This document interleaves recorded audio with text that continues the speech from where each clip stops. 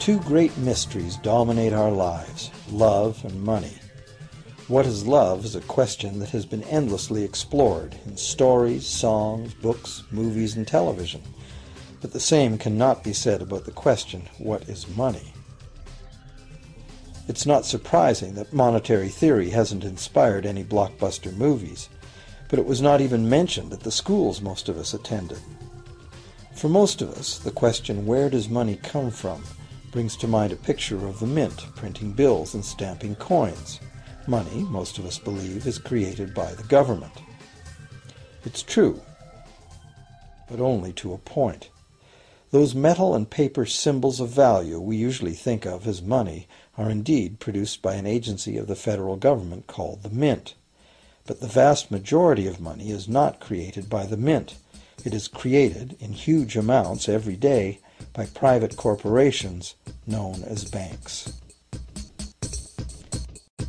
Most of us believe that banks lend out money that has been entrusted to them by depositors. Easy to picture, but not the truth. In fact, banks create the money they loan, not from the bank's own earnings, not from the money deposited, but directly from the borrower's promise to repay. The borrower's signature on the loan papers is an obligation to pay the bank the amount of the loan plus interest, or lose the house, the car, whatever asset was pledged as collateral. That's a big commitment from the borrower. What does the same signature require of the bank? The bank gets to conjure into existence the amount of the loan and just write it into the borrower's account. Sound far-fetched? Surely that can't be true. But it is.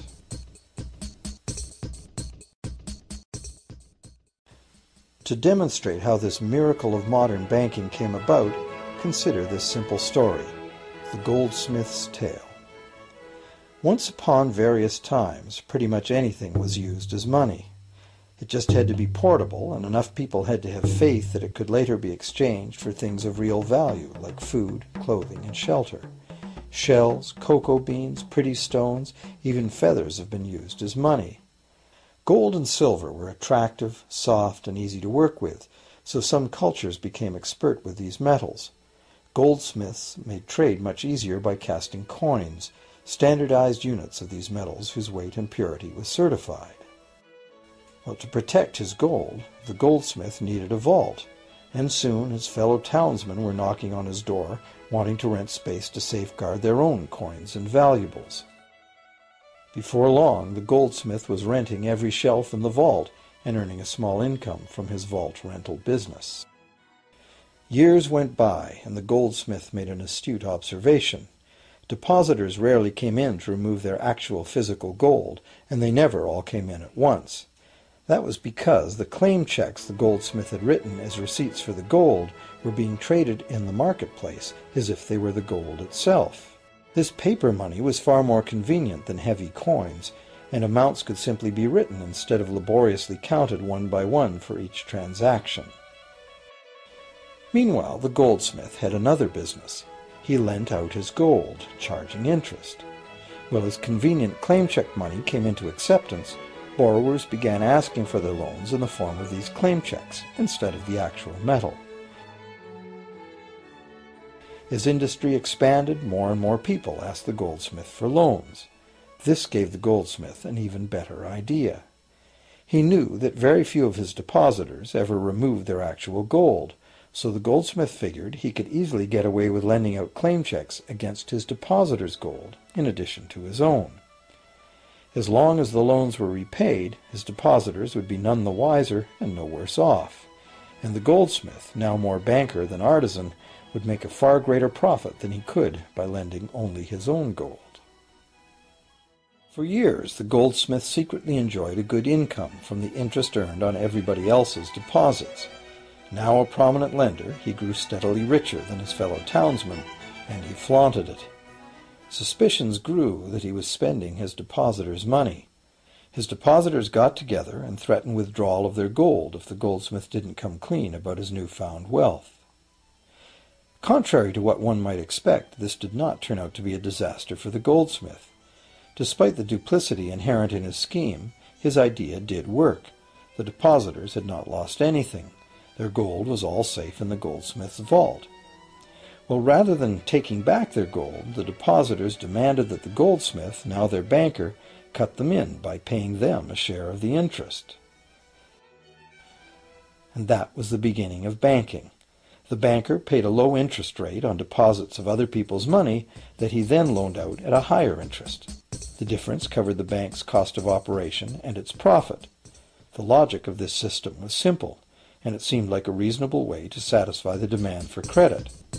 However, this is not the way banking works today. Our goldsmith banker was not content with the income remaining after sharing the interest earnings with his depositors, and the demand for credit was growing fast as Europeans spread out across the world. But his loans were limited by the amount of gold his depositors had in his vault. That's when he got an even bolder idea.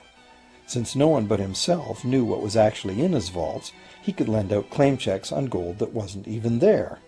As long as all the claim check holders didn't come to the vault at the same time and demand real gold, how would anyone find out? This new scheme worked very well, and the banker became enormously wealthy on the interest paid on gold that did not exist. The idea that the banker would just create money out of nothing was too outrageous to believe, so for a long time the thought did not occur to people. But the power to just invent money went to the banker's head, as you can well imagine.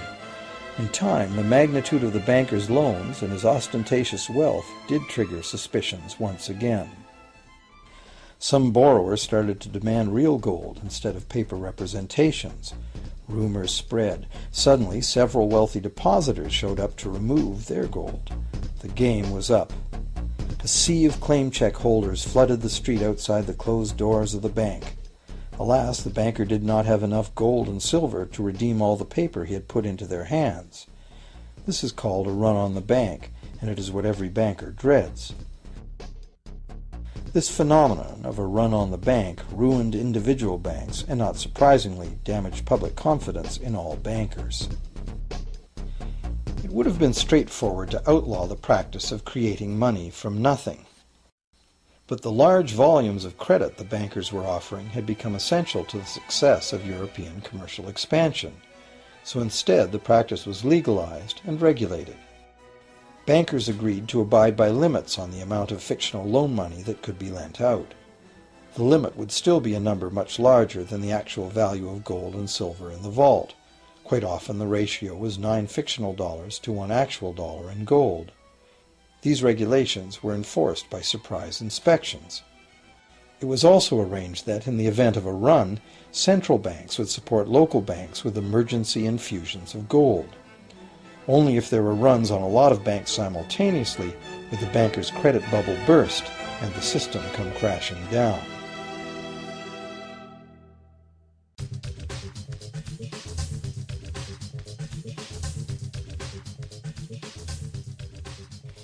Over the years, the fractional reserve system and its integrated network of banks backed by a central bank has become the dominant money system of the world.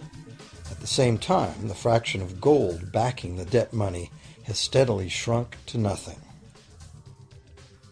The basic nature of money has changed. In the past, a paper dollar was actually a receipt that could be redeemed for a fixed weight of gold or silver. In the present, a paper or digital dollar can only be redeemed for another paper or digital dollar. In the past, privately created bank credit existed only in the form of private banknotes, which people had the choice to refuse, just as we have the choice to refuse someone's private check today.